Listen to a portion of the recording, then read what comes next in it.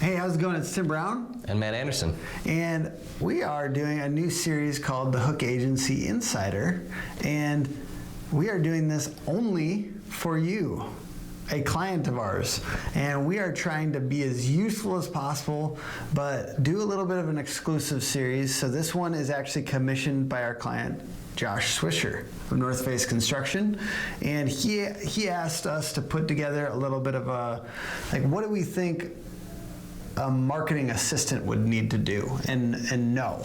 So we're going to talk through three things and some soft skills that we believe would be really useful for a marketing assistant. I'll just give a little bit of my background here. I first started in marketing, it's good 8 years ago now, but basically I started at a place where it was a restaurant and then there was a corporate thing, and I was kind of the marketing person there. And I also then became a marketing director at an agency, and I've kind of had that big swing of different kinds of roles in marketing. And I've experienced what it's like to be sitting around twiddling my thumbs, not knowing what to do and not knowing what would actually move the needle. And I've also experienced somebody coming to me and saying, "Why aren't there more leads?" And what can I do on a regular basis that's going to get more leads? And that's what kind of led to some of this thought process. Yeah. So I'm going to let Matt kind of talk through the three specific things that we think somebody should be good at to be a great marketing assistant. Yeah. / future marketing director. Word. Yeah, so there's really three things that we would focus on, and that, to list them out quick, it's video, it's content creation, so writing, keyword research goes along with that, and then just basic human connection, and that can be social media, that can be a number of things. So to break those down a little bit, we do a lot of video here at Hook, and we obviously think that's pretty valuable as a marketing tool. And really all you need to get going, if you're looking to hire, a marketing assistant or just get your marketing going, it really just comes down to being able to execute. I think we do a lot of kind of learning and trying, experimenting on the fly, rather than trying to nail all our processes down and have everything perfectly buttoned up. I think there's a lot of value in just trying stuff and going for it and being confident, and then just having basic competency, the ability to just edit video, even if it's just iMovie. Yeah, and we have a DSLR camera, which is a way to get camera or get stuff quickly, and you can get them for $700, a decent one. And then also we have the ability to just shoot on an iPhone. Yep. And iMovie's not hard to learn, but it's ultimately somebody that can kind of learn those technical things and is willing to get in and start doing it. Yeah, and just kind of get going. And it's almost better to have them err on the side of simplicity rather than try to use all the titling. I could imagine it getting kind of cheesy if you use everything that iMovie gives you, so it's almost better to make it simple. Yep. And then the content writing stuff. That, I just want to say one thing about that, which is it's great for writing content on your site. And I think having some keyword research knowledge or helping them, just telling them about keyword research and saying, you need to get better, this needs to be part of your core competency, is keyword research. We're going to put together, as part of this piece of content, we're also putting together a scorecard for your marketing assistant so that you can hire based on that scorecard, and so that you can then base their, how they're doing on that scorecard. We're going to include that in this post. And we're also going to, the other piece with writing is if you can get them to write for other websites and link back to your site. We've taught you, if you've been our client for any time at all, we've taught you that writing for other websites and linking back to you will increase your traffic. And if you can get them on those two fronts, writing with some keyword research on your site, and then also maybe even outreach and to write on other websites that own your ideal customer's attention, those are powerful ways to utilize writing on a regular basis. So I just think writing as a discipline, and that somebody that's open to getting better at writing and being able to do some of that keyword research is going to be huge. And they don't have to know all this stuff out the gate. I was like kind of talking about that before the video. It's like, if they know what they need to do before they start this job, they might be a little bit crazy expensive. Probably. So like, it's almost like if you can help identify what those high value marketing activities are before they start, and to tell them this is how much you need to get done every week. Here's a rhythm. That's why I'm writing this scorecard for you, because I think that having a rhythm and telling them what they need to know and telling them what they need to do is going to allow you to hire somebody for not as crazy expensive. Yeah. And that's in my best interest as well, as somebody who's probably yours too. is somebody that's currently being used as a vendor for you. So realistically, keyword research and writing is extremely powerful, and that's honestly where I spent a lot of my time as a marketing director when I was just doing it for a single company. Yeah. And then the whole human connection. Why is that important? Yeah. So, I mean, it's good to just find other ways to connect with your audience. So, like, having regular content is great, but like human connection comes down to like having a face for your organization, being relatable, and kind of finding ways to engage with your community, engage with your referral partners. That's a huge one. Yeah, that's definitely big. Because we've been kind of pushing more on our social media side of like tagging people that could refer us business. Yep. So like people that are adjacent to what we do, we're putting out their content on social, tagging them, reminding them that we exist. Yep. And then it's events and stuff like that. Yeah, exactly. Yeah. And like ideally, it's like having them on videos with you. Yep. I think, because then it's like powerful. Like you're co-creating some content together. Exactly. And kind of establishing those relationships. Exactly. And this person might not be at that level where they get all that right away. However, kind of giving them these buckets of places to spend their time will significantly, you don't just want somebody, especially if you're being a scrappy business owner, like we like to kind of think a lot of our clients are, those scrappy, hardworking business owner that you're trying to get the most out of the people on your team. You don't just want somebody sitting around managing vendors. You know what I mean? And I have seen that, in a marketing person before. Like, I think it's really good to have a mixture of, they have ability to correspond with your vendors, and that's good, but they also are getting a lot done with their time. And that's how your marketing spend is going to go a lot further, that they have these habits. And I think of them as weekly habits. And that's the way I'm going to write out this scorecard, is just around, here are the weekly habits you need to do. If you're hitting these, that's a huge piece of how we're going to get more leads. So here are some soft skills that I believe your marketing assistant should have. Yeah.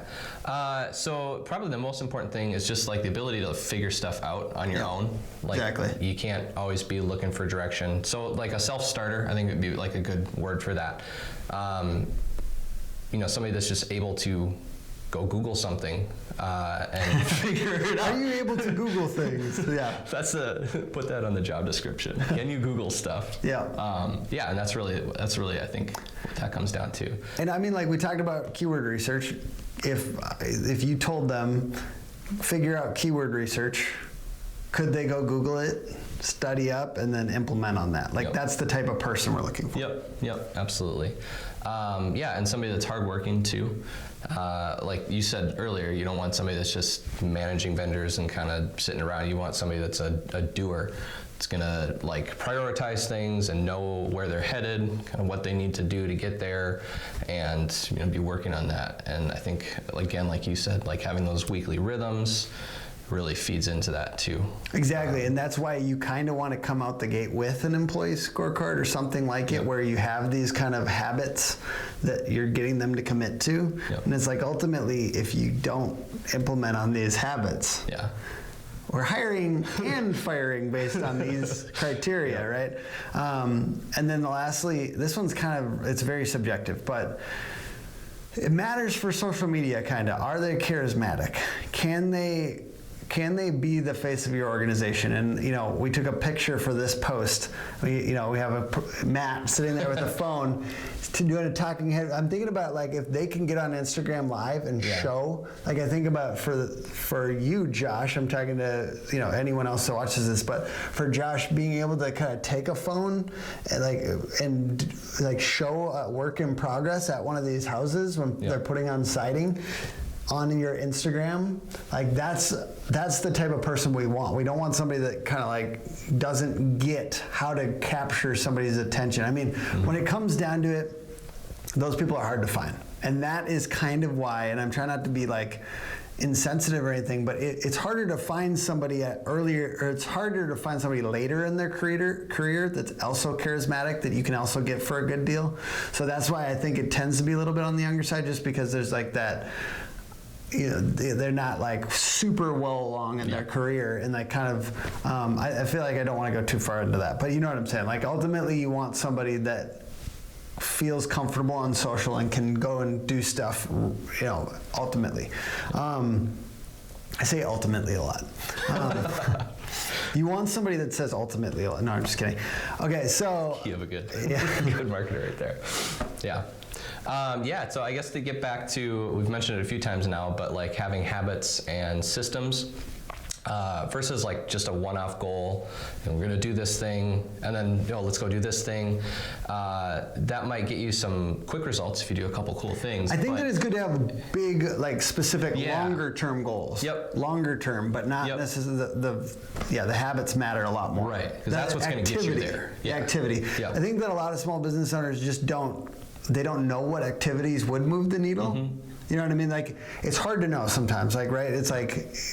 But like that's why we're trying to delineate what these habits are that could and do move the needle, so that you can start to identify them and start to bring them in house. I know that's scary for me a little bit as an agency owner, but ultimately what I know is people are going to do it no matter what. Yep. So I want to be the person to help them do it, and I want them to get the most out of it. Yep. I don't want people. The worst part is if somebody spends a ton of money on a marketing person internally and doesn't get actual results from it. You know what I mean? Yeah. So it's ultimately like I'm hoping that this video and other videos that we do help enable you to do this stuff better, but we also can be there to help. Yeah.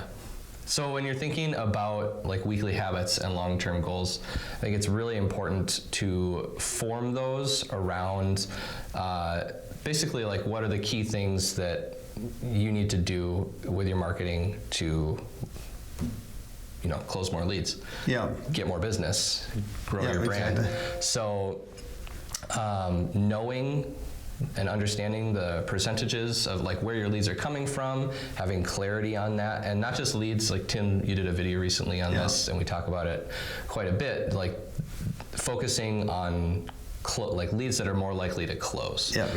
So, and then it's really just doubling down on the activities and just the weekly habits and efforts around the methods that are going to bring you those like more likely to close leads.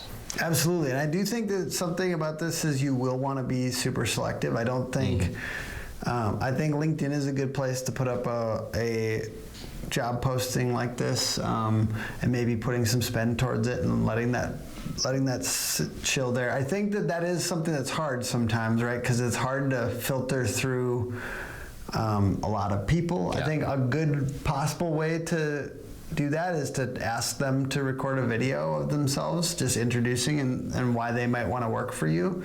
It might filter some people that can't figure out how to make a 2-minute video. And I do think like ultimately that's, you can catch people's vibe quicker and stuff like that, but ultimately I think it's like possibly a 6-month time frame. I mean, I know that sounds crazy. Maybe it's 3 months. The point is that it might take you longer than you think to find somebody that can do these. I think it's 3 things, right? Writing, video, and community/social. Community/social is like, that's probably the hardest part. Yeah. Video and writing, those are both it's a little bit of commodities in certain ways. Like it's not that crazy complicated. Finding somebody that can be somewhat charismatic on social and you probably think I'm the only person right now that can be charismatic for my company or whatever. You know what I mean? Like that's hard. That's how a small business owner, or even a marketing director, sometimes you get in that mode. It's like, if we can break out of that mode, that'd be great though, right? Yeah. And then just spending a lot of money doesn't fix this problem. That's a weird thing. You can spend, like I've seen people spend $200,000 on a marketing person, and the person, it doesn't, just because you spend a lot of money doesn't make them worth that. Yep. That's real. That's where I think it comes back to being able to track percentages and having those metrics and being able to prove these are the efforts that are working, and then be able to have data around that. Exactly, and the soft skills matter, and the ability to like apply effort on these 3 areas I think is crucial, and then helping them, be scrappy, get somebody that's kind of scrappy and resourceful, and helping them identify high value activities. But ultimately, they have to own that in the end. To own, hey, when you see something working, double down on that, that kind of thing. And then, of course, if you have any questions, send me an email at tim@hookagency.com. And the whole idea here, I hope that this is useful to you guys. Let us know if it is to identify a problem that a current client is dealing with, and to be as transparent as we absolutely possibly can, to maybe give some insider information that like we wouldn't normally be talking about a ton on our our social media videos or YouTube or whatever. So this will go unlisted on YouTube and stuff like that, right? Like, we're not necessarily sharing this stuff with the world. I don't know if it's crazy valuable to you or anything like that. We hope it's useful. And ultimately, let us know if this is useful to you. We really appreciate you as a client, and thank you so much for watching. Bye.